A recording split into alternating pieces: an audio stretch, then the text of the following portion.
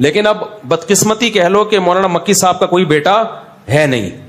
تو یہ تو علماء سے تعلقات کی بیس پہ ان کو یہاں پروٹوکول ملا تھا. تو ہمارے بہت سارے یہ اس وقت سعودیہ سے ہمارے تعلقات تھے اکابر کے جب سعودی عرب میں قحط تھا, بھوک تھی. جب دولت آ گئی, ریل پہ لا گئی, مدینہ یونیورسٹی بنی, تو بادشاہ نے ہمارے علماء دیوبند سے رابطہ کیا کہ مدینہ یونیورسٹی میں آپ کے حوالے کرنا چاہتا ہوں, آپ لوگ اس کو سنبھالو. ہمارے علماء نے کہا نہیں, اللہ نے آپ کو وسائل دیے, ہم اب ادھر ہی ہندوستان پاکستان میں مدارس کی حفاظت کریں گے, یہ آپ ہی چلاؤ اس کو. تو اس کے بعد پھر کیا ہوا, جب علماء دیوبند کا انفلوئنس ختم ہوا تو پھر دوسرے لوگوں کا انفلوئنس اس میں بڑھ گیا.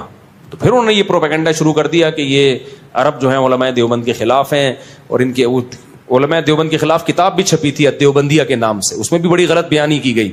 جب وہ کتاب چھپی ہے اس میں سعودیہ کے علماء کے دستخط تھے کہ علماء دیوبند کے عقائد غلط ہیں. پھر یہاں جامعہ فاروقیہ کے ایک عالم نے اس کا جواب لکھا. جب وہ جواب سعودی عرب گیا ہے تو اب وہ دیوبندیہ چھپنا بند ہو گئی ہے, اب وہ بین ہو گئی سعودی عرب میں. سمجھتے ہو کہ نہیں سمجھتے؟ تو پروپیگنڈا پہلے بھی ہوا تھا, اور عرب علماء کے سامنے بہت پروپیگنڈا ہوتا ہے. یہ جو تبلیغی جماعت میں نکلنے کو ناجائز قرار دیا تھا, شیخ صالح المنجد تھے غالباً, بہت بڑے سعودی عرب کے عالم ہیں. انہوں نے فتویٰ دیا کہ سعودی عرب تبلیغی جماعت میں نکلنا حرام ہے. میں نے ان کا فتویٰ پڑھا, اس میں انہوں نے وجہ لکھی کہ یہ لوگ قبر پرست ہیں.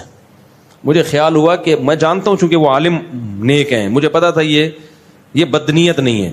تو مجھے یقین ہو گیا کہ کتنا غلط پروپیگنڈا کیا ان کے سامنے. تبلیغی جماعت کا قبر پرستی سے کیا تعلق ہے یار؟ مجھے خیال تھا کہ میں ان کی خدمت میں جاؤں, میں کہوں حضرت آپ کبھی تبلیغ میں سروزہ لگا کے دیکھیں, جتنا تبلیغ والے قبر پرستی کے خلاف ہیں.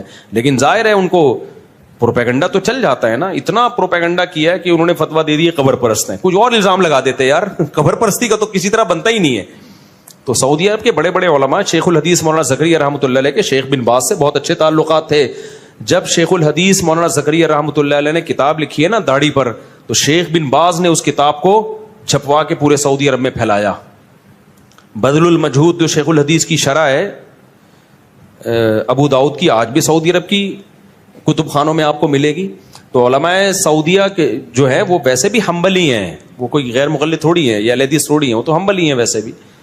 تو لیکن ہم اہل حدیث کو بھی گمراہ نہیں سمجھتے, اس کی میں کئی بار ڈیٹیل بتا چکا ہوں کہ اہل حدیث کے بارے میں ہمارا موقف کیا ہے. لیکن اتنی بات ضرور ہے کہ علماء دیوبند کے خلاف پروپیگنڈا بہت ہوا ہے, کیونکہ جو کام کر رہا ہوتا ہے نا, قادیانیت کے خلاف کام ہم نے کیا, یہاں پہ پرویزی فرقے کے خلاف کام ہم نے کیا, دفاع صحابہ میں ہم نے کام کیا, سارے میدانوں میں کام. آپ کو سب سے زیادہ, میں دوسروں کی نفی نہیں کر رہا, لیکن ہر میدان میں آپ کو صف اول میں کون ملے گا؟ پوری دنیا میں چلے جاؤ یار, مدارس کا جال بچھا ہوا ہے, سب کے تانے بانے کہاں جا کے ملتے ہیں؟ علماء دیوبند سے. تو فرنٹ لائن پر آپ کو بہت جگہوں پہ نظر آئیں گے, دوسرے بھی کام کر رہے ہیں, ان کی نفی نہیں کر رہا میں, لیکن پروپیگنڈا ہمارے خلاف بہت ہوا. ایک سعودی مجھ سے ملے, عالم تھے, سعودی عالم تھے, انہوں نے کہنے لگے آپ لوگ کے عقیدے قرآن و سنت کے خلاف ہیں, آپ دیوبندی ہو. میں نے کہا کیا خلاف ہیں؟